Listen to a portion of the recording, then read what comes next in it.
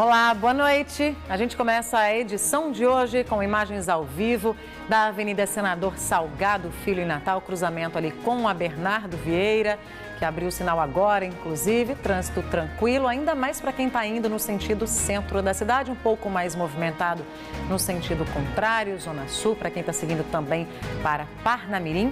O RN2 desta quarta-feira está no ar.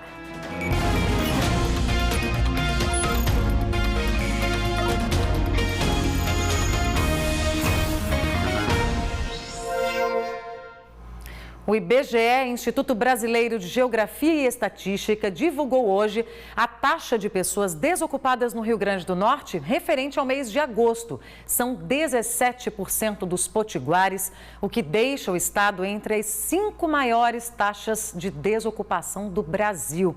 Sérgio Henrique Santos fala ao vivo com a gente. Sérgio, boa noite para você. Isso significa quantas pessoas em busca de emprego hoje no Rio Grande do Norte? 235 mil pessoas, Lídia, estão procurando emprego, estão desocupadas. Boa noite para você, boa noite a todos que nos assistem em casa. Esse é o número estimado com base no percentual que o IBGE chegou de 17% da taxa de desocupação aqui no Rio Grande do Norte. Essa pesquisa é a PNAD Covid-19, que está sendo feita pelo IBGE agora durante a pandemia, a Pesquisa Nacional por Amostra de Domicílio. No caso dos estados, a divulgação é mensal. Esse percentual, 17%, Lídia, agora no mês de agosto, a pesquisa foi divulgada hoje, mas com dados do mês de agosto. Era de 12% no mês de maio. Veja só como aumentou o percentual de pessoas desocupadas aqui no Rio Grande do Norte.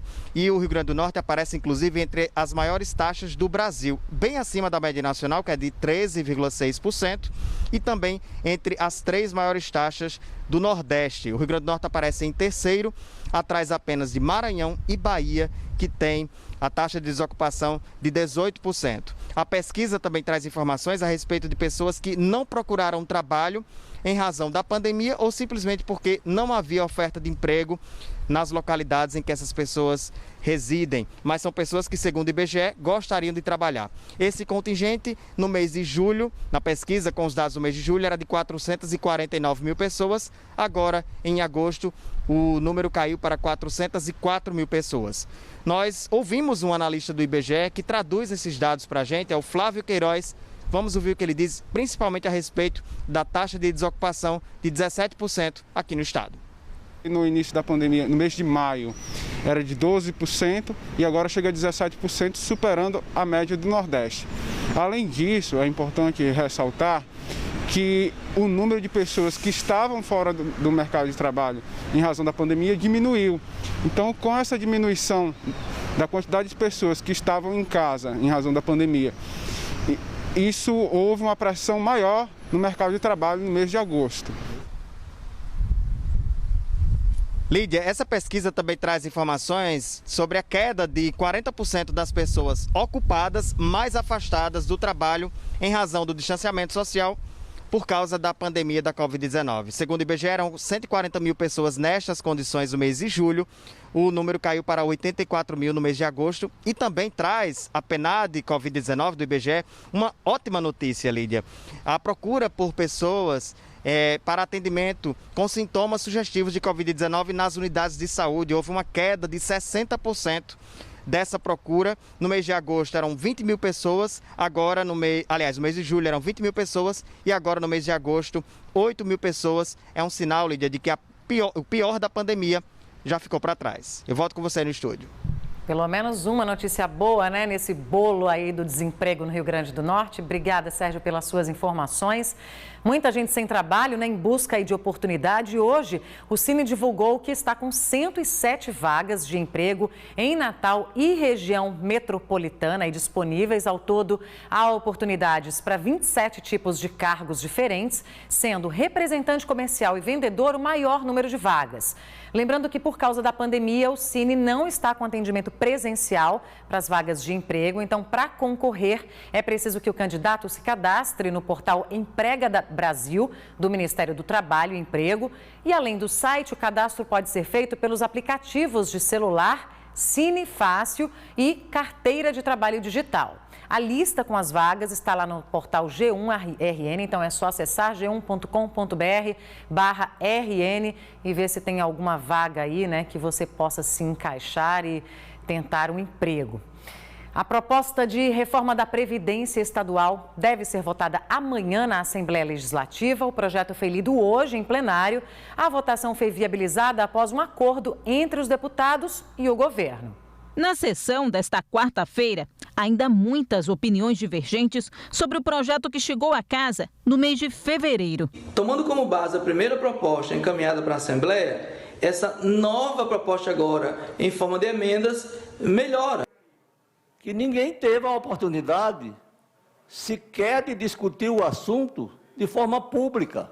Mas apesar das divergências, o projeto foi lido na sessão e já poderá ser votado nesta quinta-feira. A matéria, que chegou a ser retirada de pauta no mês de julho, só teria voltado para o plenário após um acordo entre deputados do governo e da oposição. Segundo o líder do governo na Assembleia, o deputado George Soares, a bancada de apoio ao executivo aceitou sugestões de emendas que modificam pontos polêmicos, como a alíquota previdenciária. Nas emendas que devem ser apresentadas com o acordo, a alíquota deve continuar sendo progressiva, mas com mudanças nos percentuais. No lugar de 12% a 16%, seria de 11% a 18%. Para que quem ganha mais de R$25 mil contribua com um percentual de 18% do salário para a Previdência, no lugar de 16%, como o projeto do governo havia proposto. A sugestão é também que quem ganha até R$3.500 continue com a contribuição atual de 11%. O acordo teria sido também para que haja modificação na faixa de isenção dos aposentados proposta no projeto do governo, que é de R$ 2.500. A proposta que deverá ser apresentada será a de que a isenção ocorra para aposentados que ganham até R$ 3.500. Mesmo com as possíveis modificações, o projeto é criticado pelas entidades sindicais. Nós do SINSP defendemos uma alíquota progressiva que se inicia em 7,5%.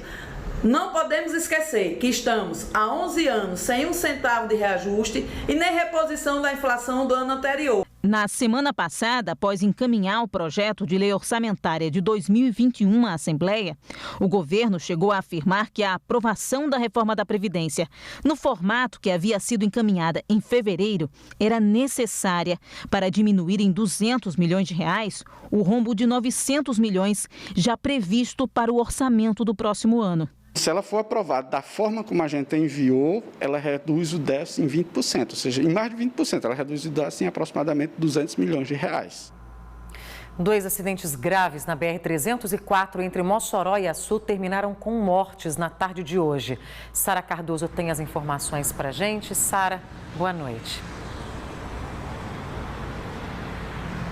Boa noite, Lídia. Boa noite a todos que estão nos acompanhando. Pois é, 2 acidentes graves aconteceram aí na BR-304 agora à tarde. O primeiro no quilômetro 93, na BR-304. Foi entre uma motocicleta e um carro de passeio tipo Onix. Segundo informações, o motociclista tentou ultrapassar esse veículo, não conseguiu e aí acabou batendo na lateral do veículo. A moto foi parar longe e ele morreu na hora aí da colisão. O corpo ficou inclusive estendido aí na rodovia até a chegada do ITEP e também da Polícia Rodoviária Federal. 1h30 depois, outro acidente foi registrado próximo aí desse acidente entre Mossoró e Açu, no quilômetro 89 da BR-304. Dessa vez envolvendo 3 veículos, uma carreta tipo baú, um carro tipo Saveiro e outro carro tipo Ford Focus. Segundo informações repassadas pela Polícia Rodoviária Federal, o carro Saveiro, o motorista da Saveiro, teria tentado fazer uma ultrapassagem perigosa quando bateu de frente com o carro Focus e aí os 2 motoristas acabaram morrendo durante essa colisão. O carro baú, a carreta baú que vinha logo atrás, ainda bateu nesses 2 veículos e acabou saindo da pista. O motorista do carro da Saveiro que acabou falecendo na hora, foi identificado no local, conhecido como Iedo, trabalhava em uma empresa de frios de Mossoró, e o companheiro dele, colega que vinha do lado como passageiro, foi socorrido gravemente ferido para o Hospital Regional Tarcísio Maia, em Mossoró. Já a mulher que dirigia o outro veículo, que vinha certinha ali na mão dela, que acabou colidindo aí de frente com o carro Saveiro, foi socorrida ainda no local pelo SAMU, mas acabou morrendo dentro da ambulância. A via ficou interditada parte da tarde por causa desse grave acidente que teve aí na 304, mas logo em seguida foi liberada e está liberada. E esses acidentes nos colocam novamente a discussão da duplicação dessa rodovia aqui no nosso estado, que registra tantas mortes por causa desses acidentes nessas ultrapassagens. Lídia. Verdade. Tanto que a gente mostra aqui, né, Sara? A BR-304 é uma pista simples, né? Uma BR, muitos acidentes acontecem por lá, uma pista perigosa. O motorista tem que ficar ainda mais atento com isso. Obrigada pelas informações. Vamos agora de saúde. O consórcio formado por veículos de imprensa apontou que o Rio Grande do Norte teve um aumento de 38% nos casos de morte pela Covid-19. Apesar do número, a Secretaria Estadual de Saúde interpreta os dados de outra forma. O alerta da CESAP ficou por conta de uma leve alta no número de casos suspeitos da doença depois do feriadão de 7 de setembro e das convenções. De acordo com o consórcio dos veículos de imprensa, o Rio Grande do Norte está entre os estados que apresentam alta na média móvel no número de óbitos causados pela Covid-19. O crescimento é um comparativo com os números divulgados pela Secretaria Estadual de Saúde nos últimos 14 dias. A variação no número foi de 38%, o que coloca o Rio Grande do Norte entre os estados com maior crescimento na média móvel. De acordo com o secretário de Saúde, esse crescimento é resultado de mortes confirmadas nos últimos dias, mas que não aconteceram recentemente. Ocorre que nós já estávamos com a média muito baixa, né, em torno de 5 casos dia, e com a notificação e o anúncio, né, no fim de semana de alguns casos que estavam acumulados em investigação. Ao serem divulgados, eles vão influenciar uma média que o consórcio de comunicação faz. Pega os dados de 7 dias, faz uma média móvel e ali ele dá um número. Nós aqui não, acompanhando pela ocorrência do óbito, né, nós continuamos em declínio, mas isso não significa que não devamos manter a vigilância, os cuidados e a proteção que tem sido recomendada. O Rio Grande do Norte apresenta 2.356 óbitos em decorrência do novo coronavírus, sendo um nas últimas 24 horas. Apesar da aparente calma, o titular da CESAP alerta que o estado apresentou leve alta no número de casos suspeitos da Covid-19 depois do feriadão da Independência, há 2 semanas. Isso foi observado no dia 14, portanto, 7 dias após o fim de semana prolongado, né, que culminou no dia 7. Nós tivemos as concentrações nas convenções no fim de semana seguinte e isso é motivo de alerta, de vigilância para todos os municípios. Isso tem se traduzido num crescimento do número de suspeitos, que são aquelas pessoas que procuram unidade com sintomas respiratórios e que até que o exame seja que confirma ou descarte, ele continua como suspeito. Então tem havido um crescimento, né, não tão significativo, mas tem ocorrido, como a taxa de ocupação em algumas regiões tem se mantido alta. Então é isso que leva a nós todos, como autoridades sanitárias, recomendarmos atenção, cautela, cuidado e responsabilidade. Uma família foi vítima de um assalto no fim da manhã de hoje em Cidade Satélite, zona sul de Natal. As imagens feitas por uma câmera de segurança mostram o momento em que os criminosos abordam a vítima, a família toda, né? Um homem, uma mulher e uma criança bem pequena. Olha só, os bandidos estão armados, eles pedem o celular, a bolsa da mulher e parecem procurar também alguma coisa na cintura do homem. A gente não sabe aí se para se certificar que ele não estava armado, procurando uma carteira. Bom, depois eles vão até o carro, né? Olha só, estão ali levando tudo que encontram, depois eles voltam para o carro e fogem sem levar o veículo. Bom, segundo a Polícia Militar, as buscas ainda estão sendo feitas, né, atrás desses assaltantes. E quem tiver qualquer informação que possa ajudar na identificação deles, o contato para denúncias que podem ser feitas de forma anônima, inclusive, é o 181. Bandidos tentaram escapar de barco de uma operação policial que aconteceu hoje de manhã no Paço da Pátria, zona leste da capital. 2 criminosos tentaram fugir pelo Rio Potengi, mas um deles acabou preso. 2 criminosos, numa última tentativa de fugir da polícia no Paço da Pátria, zona leste de Natal, pegaram um barquinho e começaram a remar até o outro lado do Rio Potengi. Mas os policiais civis fizeram o mesmo e o acompanhamento seguiu. Da margem para onde os criminosos estavam indo, vários disparos foram efetuados contra os policiais. A dupla em fuga decidiu então pular do barco e nadar, mas um deles se cansou e acabou preso. A equipe da Capitania dos Portos precisou ser chamada para apoiar a operação. Na casa de onde os homens saíram, os policiais encontraram drogas, balanças de precisão para pesar o entorpecente e dinheiro, além de munições e um caderno com anotações. Depois de ser retirado do barco, o preso foi colocado em uma viatura e trazido aqui para a delegacia especializada em narcóticos. Ele tem 22 anos e essa é a primeira vez em que ele é pego pela polícia, que agora trabalha para localizar o comparsa dele, que conseguiu fugir, e também os criminosos que atiraram contra a equipe de policiais. Nós iremos tentar identificar esse segundo indivíduo que estava também nessa ocorrência, nessa casa, promovendo o tráfico, mas outras ações repressivas serão efetuadas pela DENARC.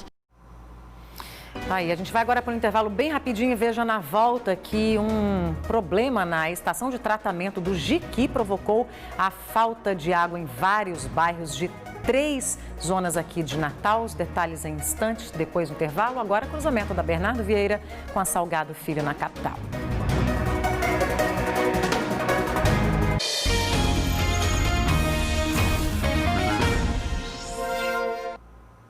Hoje, o IFRN, Instituto Federal do Rio Grande do Norte, completa 111 anos de existência. Mas o dia foi muito mais de protesto do que de comemoração. Protesto porque desde o dia 17 de abril o Instituto está com um reitor temporário, nomeado pelo presidente da República e não escolhido democraticamente pela instituição. A intervenção foi a principal reivindicação de hoje. Que a gente entende a necessidade de intervir em tudo isso, intervir contra a intervenção e principalmente pelo futuro do Instituto, porque no final das contas é a gente que é estudante, que é servidor, professor que está junto na defesa do nosso ensino de qualidade e da nossa instituição. Servidores, professores e alunos escolheram relembrar a data da fundação do Instituto em solo potiguar nesse ato público na calçada do IFRN de Cidade Alta. Foi esse prédio que sediou a primeira escola industrial do estado, que hoje é chamado de IFRN.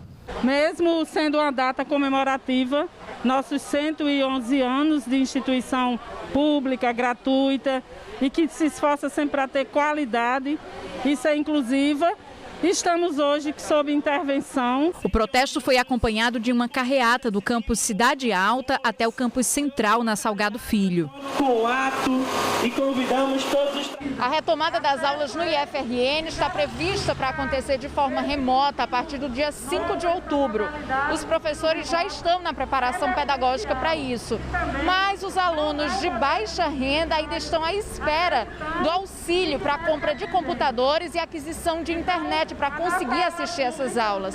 A previsão é que esse auxílio só seja depositado na conta desses alunos no próprio dia 5 de outubro. Ou seja, alguns deles já saem em desvantagem, perdendo alguns dias de aula. Matheus é um desses alunos que estão concorrendo a esse auxílio. Vão ter que agora enfrentar a retomada das aulas de forma online, mas sem conseguir a garantia do auxílio e do dinheiro para comprar material educacional, pagar a internet e os equipamentos. O IFRN tem mais de 40 mil alunos em todo o estado e mais de 3 mil servidores, técnicos e professores.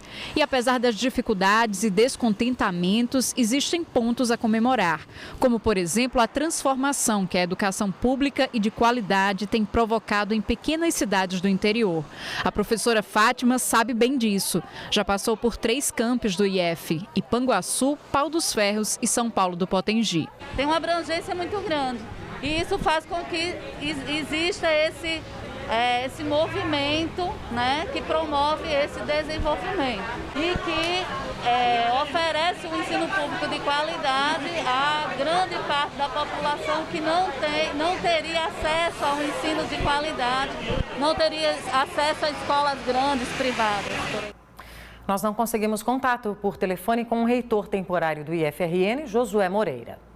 O Ministério Público Federal ingressou com uma ação civil pública para anular a nomeação da atual reitora da UFERSA, Ludmila de Oliveira, que foi nomeada em agosto pelo presidente Jair Bolsonaro após ficar em terceiro lugar na eleição da instituição. O MPF pede também a nomeação do professor Rodrigo Codes, que ficou na primeira colocação do pleito. Segundo o Ministério Público, a prática de não seguir a escolha da comunidade acadêmica com critérios políticos de natureza privada já se repetiu em outras 9 universidades federais brasileiras. Segundo os procuradores autores da ação, o presidente Jair Bolsonaro estabeleceu como condição para a nomeação a não filiação a partido político alvo da Operação Lava Jato, o que eles entendem ser um critério exclusivamente ideológico e não atende ao interesse público. Dessa forma, segundo o MPF, o presidente da República teria agido com um desvio de finalidade e violado os princípios da moralidade e impessoalidade. O gabinete da reitora disse ao G1 que a nomeação é legal e será respeitada. As eleições deste ano trouxeram várias modificações de datas por causa da pandemia, mas todos os processos e prazos foram mantidos no calendário eleitoral. Nesta semana termina o prazo para os registros de candidatura e na semana que vem começa a propaganda eleitoral. A preocupação daqui para frente dos órgãos de fiscalização é em coibir aglomerações como as que ocorreram nas convenções partidárias.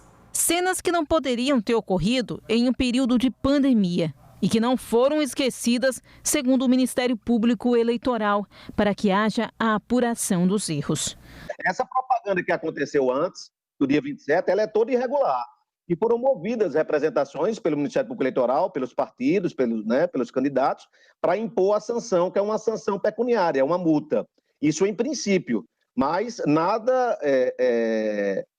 isso não exclui a possibilidade, mais à frente, de configurar eventual abuso de poder econômico, abuso de poder político, se houver uma reincidência ou uma gravidade muito grande dessas condutas. Mas já existem muitas representações que já aplicaram multas e muitos recursos já estão chegando ao Tribunal Regional Eleitoral em razão dessas práticas ilícitas. As convenções partidárias terminaram no dia 16 de setembro, mas o tema ainda está sendo debatido, porque numa eleição atípica como a de 2020, a preocupação com as questões além das regras eleitorais continua. A preocupação com questões sanitárias segue também com o início da propaganda eleitoral a partir de domingo. No âmbito eleitoral, precisaria de um parecer técnico que seria, em princípio, da CESAP, da Secretaria Estadual de Saúde. E não havendo esse parecer técnico, a Justiça Comum, através das promotorias de saúde, podem agir para justamente evitar essas aglomerações. Nada impede que a Justiça Comum faça isso nesse período, porque a questão de fundo é uma questão sanitária de saúde. Então, a aglomeração não pode, em nenhuma situação, o fato de estar relacionado às eleições não pode impedir a Justiça Comum de atuar para evitar aglomeração, porque o bem jurídico protegido aí é a saúde da população. Já falando em datas, o prazo para o registro de candidaturas dos nomes apresentados nas convenções termina no dia 26 de setembro, na próxima sexta-feira. Desde o dia 31 de agosto até o dia 16 de setembro, os partidos políticos puderam realizar suas convenções para escolhas de candidatos. Nesse momento que a gente está dentro do prazo para que eles possam requerer o registro de candidatura daqueles escolhidos em convenção. E no caso dos eleitores, ainda resta um prazo que pode ser seguido. Os eleitores eles tiveram até o dia 6 de maio para requerer a sua regularização da situação eleitoral, para requerer transferência de domicílio eleitoral ou até alistamento. Agora, o único prazo que está aberto para eleitor é aquele eleitor com deficiência ou mobilidade reduzida. Ele pode, até o dia 1º de outubro, requerer a sua zona eleitoral a transferência do local de votação. Ele vota no mesmo município, ele só vai requerer a transferência do local de votação. Aí, o prazo para registro de candidaturas segue até o dia 26, sábado próximo. A Polícia Civil prendeu um homem hoje em Marcelino Vieira por estelionato. A prisão é consequência de uma investigação sobre perfis falsos nas redes sociais. A gente volta a conversar com a Sara Cardoso, que vai explicar para a gente o que foi que a polícia descobriu durante essa investigação, hein, Sara? Sim, Lídia. Pois é, a polícia já vinha investigando há algum tempo, né, e descobriu aí que essa pessoa há 3 anos já criava perfis falsos utilizando a foto e o nome dessa vítima, que é uma jovem que reside lá em Marcelino Vieira. Como a pessoa conhecia a rotina da jovem, marcava encontros aí pelas redes sociais com diferentes pessoas, e sabia que esses encontros dariam certo porque sabia que a jovem estaria nesses locais. E aí a pessoa chegava com toda a intimidade, conversando com a jovem, sendo que ela não sabia absolutamente de nada a respeito da conversa que a pessoa manteve com o perfil falso. O pior de tudo é que esse criador, essa pessoa que criou esse perfil falso, começou a mandar fotos aleatórias da internet com cunho sexual, através desse perfil falso, dizendo ser da jovem. E além disso, pedia dinheiro também das pessoas com quem conversava. A polícia chegou aí a esse suspeito, interrogou, e aí a pessoa acabou confessando esse crime aí. E ele foi indiciado por estelionato, por ter pedido dinheiro se passando por outra pessoa. E a Polícia Civil viu que se esconder atrás das redes sociais para denegrir a honra de alguém, para afetar a honra de alguém, é crime e deve ser denunciado através do 181. Recomendação bem válida, já que a gente está chegando nesse período eleitoral onde as pessoas costumam utilizar as redes sociais para atacar aí o lado oposto político, né, Lídia? Volto com você. Exatamente, muitas vezes por meio das fake news, né? Obrigada, Sara, pelas informações. E olha, um problema elétrico hoje pela manhã na estação de tratamento do Jiqui, responsável pelo abastecimento de 70% da água em Natal, reduziu o abastecimento em bairros das zonas sul, leste e oeste da cidade. Com isso, todos os bairros dessas regiões, com exceção dos Guarapes, Pitimbu, Planalto e Ponta Negra, estão com abastecimento reduzido. A CAERN está trabalhando no conserto e, após o equipamento ser religado, o prazo de normalização, ou seja, para que todos os imóveis estejam recebendo água como antes, é de até 72 horas. O RN2 de hoje fica por aqui. Para você, uma excelente noite. A gente volta a se encontrar na programação. Até mais.